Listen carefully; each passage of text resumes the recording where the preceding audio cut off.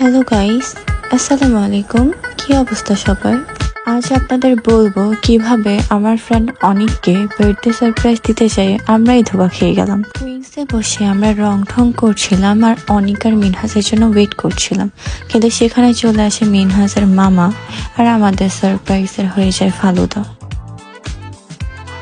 কি আর করার, চলে আসলাম পিস্ততে আর অনেক ভাইয়া সেখানে তার বার্থডে কেক কাটছিল আর নির্লজ্জার মতো একা একাই কেক খাচ্ছিল।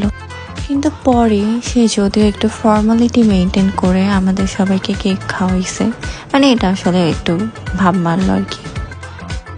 আপনারা জাস্ট ভাবেন একটা মানুষ কতটা নির্লজ্জ হইলে নিজেই আগে কেক খেয়ে নেয়। লাইক ছি।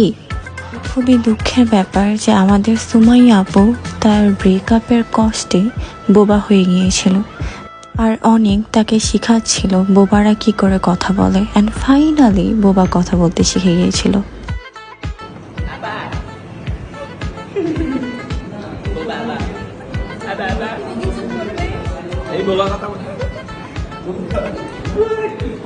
ভিডিও আজ এখানেই শেষ। আল্লাহ হাফেজ।